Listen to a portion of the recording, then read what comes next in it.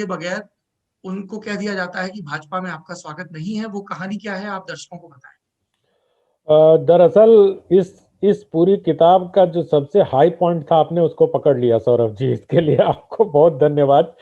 दरअसल शुक्ला परिवार बहुत प्रतिष्ठित परिवार है अमेठी का, और संघ और भारतीय जनता पार्टी के लोग बहुत दिनों से इस प्रयास में थे स्थानीय स्तर पर कि शुक्ला परिवार को भारतीय जनता पार्टी से जोड़ा जाए। शर्त इतनी थी शुक्ला जी की कि वो स्मृति ईरानी की मौजूदगी में ही बीजेपी का दामन थामेंगे। तो कई दिनों की मान मशक्कत के बाद तय हुआ कि उनको वो कांग्रेस के घनघोर समर्थक माने जाते थे, और वो परिवार पूरा जब से संजय गांधी अमेठी पहुंचे थे तब से वो परिवार कांग्रेस के साथ था। तो तय हुआ, और संघ के स्थानीय स्तर के जिला प्रचारक और तमाम बड़े लोग जो वहाँ इन्वॉल्व थे, वो भारतीय जनता पार्टी के राज्य स्तर के कुछ लोग और अमेठी के जो स्थानीय स्तर के जिला अध्यक्ष आदि थे, वो जुटे। स्मृति ईरानी से उनकी मुलाकात तय हुई, मुलाकात शुरू हो गई। तो शुक्ला जी ने अपनी बात कहनी प्रारंभ की, और उन्होंने, जैसे कि होता है, अपना रसूख बताने के लिए, और सामने अगर भारत सरकार का मंत्री हो तो थोड़ा लोग और बोलने ही लग जाते हैं। तो शुक्ला जी ने अपनी बातें कहनी शुरू की। अमेठी को बहुत जानते हैं, बहुत प्रतिष्ठित परिवार है। बोलते बोलते शुक्ला जी ने एक ऐसी बात कह दी जिसको सुनकर स्मृति ईरानी हत्थे से उखड़ गई, और उन्होंने कहा कि शुक्ला जी अब आप यहां से जाइए। मुझे जब ये बात पता चली तो मैं इसकी तह तक जाने के लिए उस मीटिंग में कुछ लोग बैठे थे, उनसे मिला। तो उन लोग ने बहुत सहजता से इस बात को लिया था, लेकिन एक पत्रकार के तौर पर मुझे लगा कि इस बात को बताना इसलिए जरूरी है कि आज इस राजनीति के दौर में जब एक दूसरे की व्यक्तिगत बातों को उछाला जाता है और उसका राजनीतिक लाभ लेने की कोशिश की जाती है, तब एक ऐसी घटना होती है जिसको रेखांकित करना मेरा धर्म था। वो बताऊं मैं, ज्यादा भूमिका न बनाते हुए। शुक्ला जी बोलते बोलते ये बोल गए कि गांधी परिवार के मैं बहुत करीब हूं, और मैं ये बता सकता हूं कि प्रियंका गांधी के शरीर में कहां कहां तिल है। ये सुनना था, और स्मृति ईरानी का गुस्सा सातवें आसमान पे पहुंच गया। उन्होंने शुक्ला जी को तुरंत उस बैठक से बाहर जाने को कहा, और भारतीय जनता पार्टी के लोगों से कहा कि इस आदमी को पार्टी में नहीं आना है। सब लोग कहते रहे कि अरे उनको दीदी कहते हैं अमेठी में लोग, स्मृति ईरानी को, दीदी कोई बात नहीं, उनसे ये हो गई, गलती हो गई, उन्होंने कुछ बोलते हैं ना, वहां सुनने को मिला तड़ी मारते हैं, तो उसमें कुछ बोल गए वो।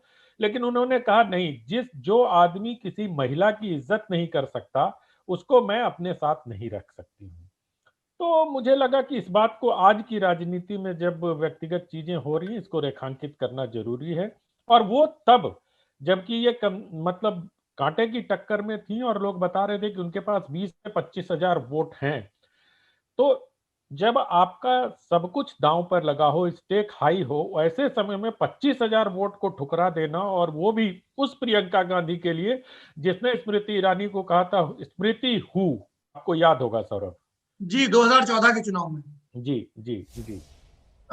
हम पूरी बात चूंकि अमेठी लोकसभा के संदर्भ में कर रहे हैं, तो मैं चाहता हूं कि इसका वही प्रस्थान बिंदु लिया जाए जिससे अमेठी इंडिया के पॉलिटिकल मैप पे एक प्रोमिनेंस के साथ उभरता है। आपने उस कहानी का जिक्र किया है कि जब संजय गांधी को देश के कई संसदीय क्षेत्रों के प्रतिनिधि अपने यहाँ लाना चाहते थे, उनकी अपनी राजनीतिक वजहें कह लीजिए, स्वार्थ कह लीजिए, लोग कह लीजिए रहा होगा, तब उन्होंने अमेठी क्यों चुना?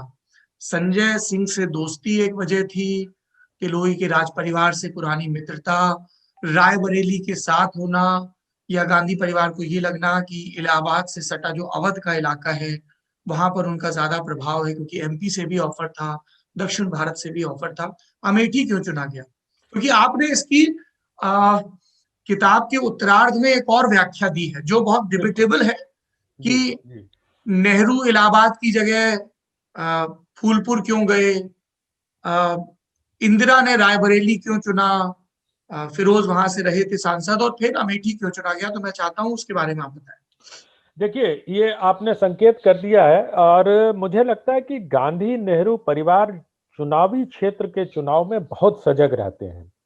और ये लोग हमेशा से, आप अगर देखें आजादी के बाद से, नेहरू जी से देखें और उनके परिवार से चुनाव लड़ने वाले सबको देखें, तो किसी ने कोई अर्बन लोकसभा क्षेत्र नहीं चुना।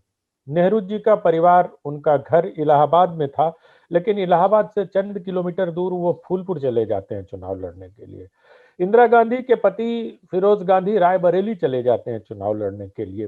फिर इंदिरा गांधी रायबरेली से लड़ती हैं। जब वो राजनारायण वाला एपिसोड होता है और उनका चुनाव निरस्त हो जाता है, तो वो चिकमंगलूर जाती हैं, जी है ना।